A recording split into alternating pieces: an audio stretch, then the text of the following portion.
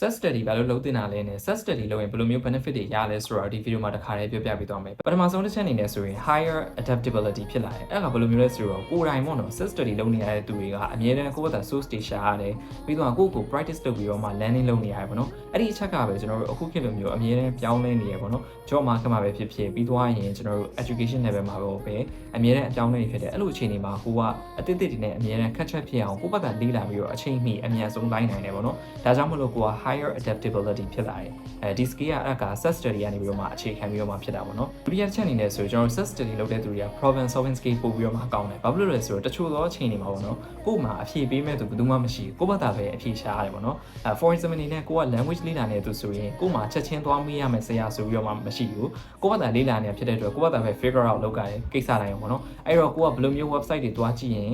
ကိုလိုချင်တဲ့အဖြေရမလဲဥပမာကိုကအင်္ဂလိပ်စာလေ့လာနေသူဆိုရင်ဘယ်လိုမျိုး AI တွေသုံးပြီးတော့မှငါမသိတဲ့အဖြေမေးရမလဲဒါမှမဟုတ်ရင်ကျွန်တော်လိုမျိုး sharing လုပ်ပြီးနေဒီလိုမျိုးအင်္ဂလိပ်စာနဲ့ပတ်သက်တဲ့ creator တွေသွားကြည့်ရမလားဒီလိုမျိုးကို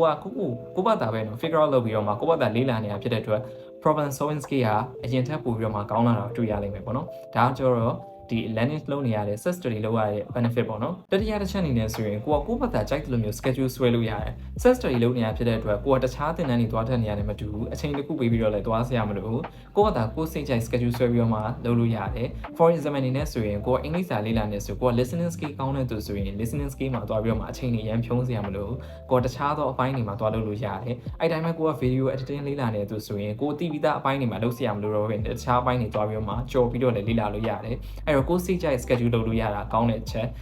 ဒါပေမဲ့အဲ့ဒီချက်ကလည်း downside ရှိရပေါ့နော်တခါကျရင်ကိုကတည်းတယောက်တည်းလုပ်နေတာဖြစ်တဲ့အတွက်ဒီနေ့တော့မလုပ်တော့ပါဘူးနောက်နေ့လည်းမလုပ်တော့ပါဘူးဆိုပြီးတော့မှကို discipline မရှိဘူးဆိုရင်အချိန်တွေရန်ဖြုံးနေတာဖြစ်သွားတတ်တယ်ပေါ့နော်အဲ့ဒါလေးကတော့သတိထားမယ်တစ်ချက်ပေါ့နော်နောက်ဆုံးတစ်ချက်အနေနဲ့ဆိုကျွန်တော်တို့အုံနောက်ရဲ့ပေါ့နော် memory loss ဖြစ်တာပြီးတော့ရင် focus တွေကိုပေါ့နော်ပို့ပြီးတော့မှကောင်းလာစီအဲ့တော့ကျွန်တော် self study လုပ်ရတဲ့အကြောင်းရင်းထဲမှာကိုက language လေ့လာနေသူပဲဖြစ်ဖြစ်ဘယ်လိုမျိုးအကြောင်းအရာကိုပဲလေ့လာနေတာဖြစ်ဖြစ်ပေါ့နော်ကျွန်တော်တို့အုံနောက်ကိုပို့ပြီးတော့မှဒီဖုန်းတွေမှာပေါ့နော် scroll လုပ်ပြီးတော့မှ destroy လုပ်နေရတဲ့စရင်ဒီလိုမျိုးကိုက self study လုပ်ပြီးတော့မှ focus ထားပြီးလုပ်နေရတဲ့အလုပ်တွေက memory အတွက်လည်းပို့ပြီးတော့မှကောင်းတယ်ပြီးတော့ရင်အုံနောက်ကိုလည်းအလုပ်ပေးနေရဖြစ်တဲ့အတွက်ကျွန်တော်အုံနောက်အတွက်အများကြီးထောက်ကူပြုရတဲ့မှာပါတယ်ပေါ့နော်အဲ့တော့ကိုယ်တိုင်ရောအခုလက်ရှိ self study လုပ်နေရရှိလားဘာလို့ self study လုပ်နေလဲဆိုတော့ comment မှာ mention ခဲ့ပါ follow me for more